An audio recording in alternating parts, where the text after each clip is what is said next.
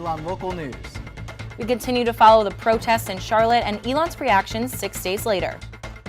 A bus bringing together Alamance County. Our reporter went along for the ride. And a colonial tradition still being practiced today. We spoke to one family bringing history to life. All of that and more. Live for the first time, Elon Local News starts right now. Today, millions of Americans are making their voices heard through their vote. We will be following 3 races tonight. First, the American people are electing a new president. Hillary Clinton and Donald Trump have become the least liked candidates in political history, and they're looking for support in key battleground states like North Carolina. We've got to do everything in our power to get everyone out to vote, to understand no matter what issue you care about, it truly is on the ballot. You're going to look back at the election on November 8th, and you're going to say it is the most important vote you've ever cast, because that's when our country started working again. The key number, 270 electoral votes. Which candidate will get there first? All eyes are on North Carolina as the state is expected to play a major role, not only in deciding the presidency, but also who will control the Senate. Incumbent Republican Senator Richard Burr is running for the last time, but faces a heavily backed Democratic opponent, Deborah Ross. And in the governor's race, Republican Governor Pat McCrory will face off against his Attorney General, Democratic candidate Roy Cooper. We will see how legislation like House Bill 2 and voter ID law affect results across the state. Tonight, we'll bring you all the political news you need to know. From across the nation and across the state, Elon News Network's election coverage starts right now.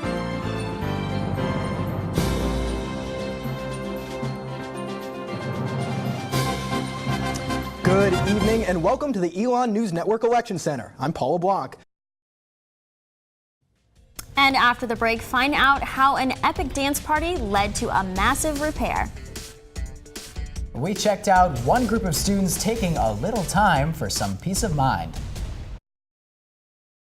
North Carolina Attorney General Roy Cooper says he will no longer defend the state voter ID law in court because it was struck down by federal judges. Now, his office says its lawyers will not pursue appealing the law requiring voter identification to vote, as well as other restrictions. Cooper's decision will not stop appeals because Governor Pat McCrory and other GOP legislative leaders are using their own attorneys. Now, McCrory did criticize Cooper, saying that he is failing to do his job. An appeals court determined last week that the law was passed with, quote, discriminatory intent.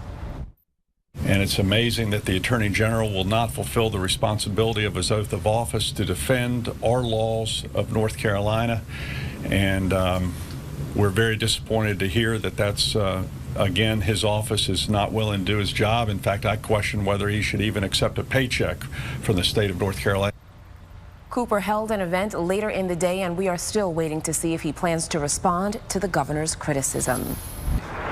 Caught on camera, employees barely escaped an armed robbery at a Texas grocery store. As you see here, 3 armed men entered the grocery store and shot into the ceiling, sending people scattering throughout that store. Well, the worker there locked himself in a back room and later opened up the door to let another cashier in.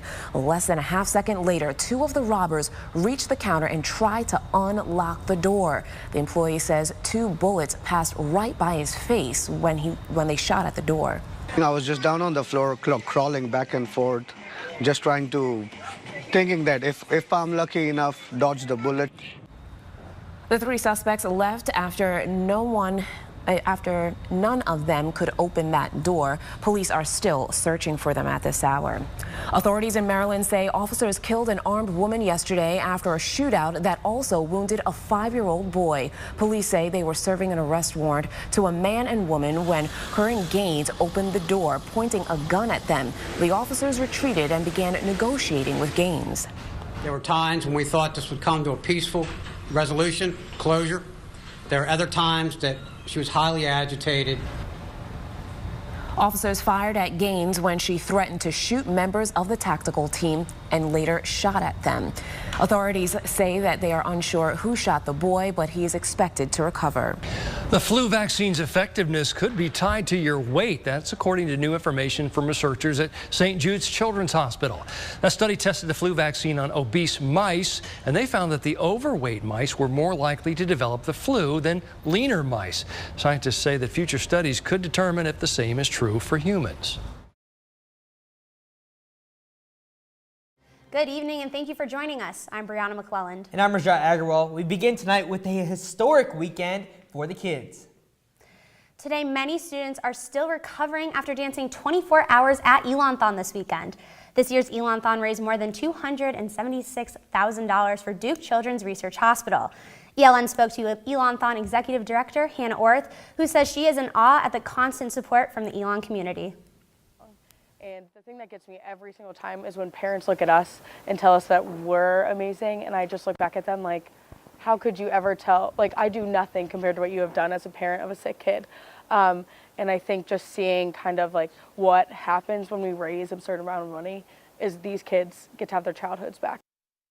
Our Caroline Hartshorn and Jackie Pascal were in Alumni Gym for all 24 hours this weekend to participate in this historic dance marathon. And if you ask anybody here, it's probably their favorite weekend of the whole year. It's Elon-thon, and we're here in the first 3 hours. We've already heard from 3 different families. We have a couple competitions going on. Everyone's so excited.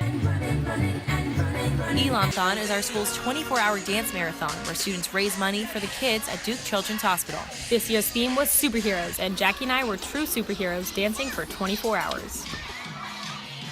More than 850 dancers, 21 Miracle families, and 16 exec members filled Alumni Gym, inspiring each other and dancing. Director of Marketing Connor Janda has danced for 24 hours all 4 years at Elon, and he does it for the kids. I think that their stories really have the power to the power to make people hope and make people dream and make people really work hard. And it's been such a privilege to work with them for the last 4 years. Miracle child Audrey Connor loves the support. Being able to meet kids who went through what I have and finally understanding how Duke gets all the fun stuff. during a time when most Elon students should actually be sleeping, hundreds of us are in Alumni Gym dancing the night away for 24 straight hours. And what are we dancing for? We're dancing for the kids. Like so.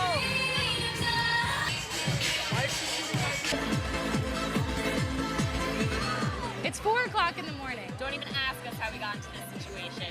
Between the stories of the Miracle children and the upbeat music, the dancers made it all 24 hours and exceeded their goal.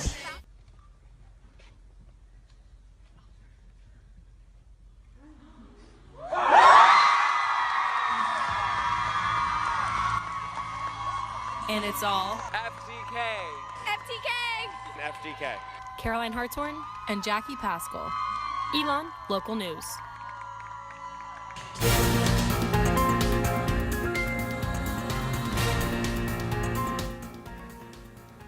The faculty members of Elon University are the latest voices speaking out against House Bill 2.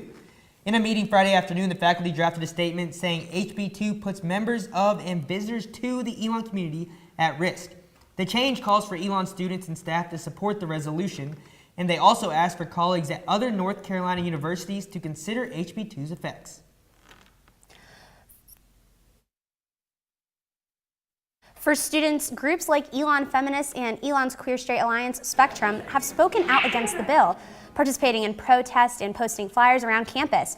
Senior Imani Mobley started a social media campaign to oppose the bill. Mobley wants students to post pictures with their friends or messages about celebrating differences with the hashtag #SpreadLoveNotHate. It's a message she hopes reaches students who want to take action against the bill. It's about collaboration because, you know, I'm only one person. I can't do it by myself. But when it was just amazing. When I sent out an email, I wasn't sure the kind of response I was going to get. And I got an overwhelming support. On-campus organizations like Spectrum and Effect started using the hashtag, but Mobley says the next step to take is to the community and have local businesses spread the message. Elon's campus continues to expand, and our Connor McCoy met one man who made a promise to help it grow. Bill Lloyd Jr. lives a peaceful life, spending time with friends and family, hiking through the trail behind his home, and telling old war stories from his time in World War II. He didn't lose his spirit in battle, but he did lose his property ownership at Elon. I've had an Elon address all my life except during the war years I was gone. It helps that he gave Elon the right to his property. I just gave it to him with lifetime rights to it. And now I can go anywhere, they keep the yard mowed, and I get my motorhome. I don't have to worry about none of that. And this isn't the first time Loy has donated land to Elon. Does the name Loy sound familiar? It should. Without him, Elon wouldn't have the Loy Farm or the Loy Center. Loy donated the land for the Greek courts in 1997 in memory of his late wife, Lib Loy, an Elon alum. Loy says he started donating to fulfill a promise he made to God during the war. The promise I made when I was in the Oregon forest that I'd try to make my community a better place, and it stayed on my mind. So that's what he did. He built a good relationship with former Elon president Fred Young and helped expand Elon. I said to him, I've done all I can do. Just please let me just relax now for the rest of my life and not have to worry about this other organization. Now 95 years old, Loy feels he's done all he can for the university, and he's retired from community building. So I started working with the university and got my first 10 acres here at the Loy Center or more, and then from on, they got all the way to the highway over yonder. For now, Loy plans to enjoy the view from his porch. I like this view here, beautiful. And stay around for another couple of years. Con McCoy, Elon Local News. We reached out to Elon University about what Elon plans to do with the land after Loy's death, and they had no comment. Loy and his family also welcome students to use the trail around his home, but just be sure to say hello if you see him. Compared to Loy's peaceful trail, when you walk across campus under the oaks, it's hard not to notice the noisy construction site that will eventually become the new School of Communications. But the company is tearing down more than bricks. Our Connor Delpreet looked into how these sites like these affect the environment. I'm pretty convinced that any tree on the campus itself is in danger of being cut down in the name of progress in the future. Environmental Studies adjunct professor Paul Morsdorf says people do not consider how much construction sites at Elon, like the expansion of the School of Communications, hurt the environment. As you do construction, obviously you're moving things in, you're shifting earth, you're doing all those kind of things. So you've radically changed a habitat for whatever plants and animals were there. Some of the habitats endangered by construction lie within these trees that have become a staple of Elon's visual appeal. But Morsdorf estimates over 25 trees were cut down because of the construction behind me. And then I noticed the amount of logs that were piled up there, the tree trunks, and how wide they were, the diameters of those tree trunks. And it was amazing. It was like somebody took a friend of mine away, you know? Morsdorf says cutting down large trees in the name of expansion takes away an essential part of the environment's sustainability. The larger the tree, the better job it's doing of absorbing that carbon dioxide as part of photosynthesis. It absorbs carbon dioxide, it absorbs water out of the ground, and it forms the leaves, and the leaves will end up as being nutrients to the ground when they fall. Kirkland Construction Company declined to comment, and we reached out to Elon University Facilities Master Plan Committee member Gerald Whittington. He responded by stating in part, quote, "While it might seem regrettable to lose those trees we did take down, we planted immensely more trees than we lost. So in a net consideration, we were still vastly ahead in carbon offsets and habitat expansion." Connor Delpreet, Elon Local News. And for the full statement from Gerald Whittington about Elon's expansion and the environment, check out our website at elonlocalnews.com. This is Sexual Assault Awareness Week. Sparks is hosting events starting tonight with a monument quilt display kickoff and banner making.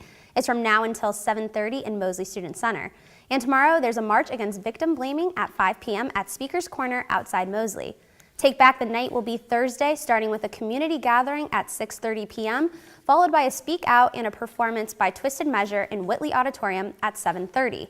According to the National Sexual Violence Resource Center, 1 in 5 women and 1 in 16 men will be sexually assaulted in college, but the majority of these cases are not reported.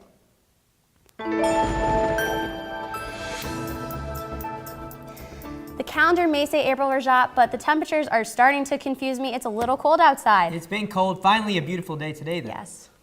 Well, our Emmanuel Morgan is in downtown Elon with our weather forecast for this week. Emmanuel? Thanks, guys. This weekend was really, really cold. I had to wear a coat for once. It was really, really strange. But today was nice, with a high of 72 and a low of 55. Let's go to the famous 5-day forecast. Tuesday looks really, really rainy, with a high of 63 and low of 43. But heading into Wednesday, the rain stops, with a high of 64 and low of 41. Thursday will be partly cloudy, with a high of 66 and low of 40. And heading into the weekend, Friday looks nice, with a high of 66 and a low of 41, and Saturday with a high of 70 and a low of 40. That's all I have for weather. Brittany Rashad, back to you.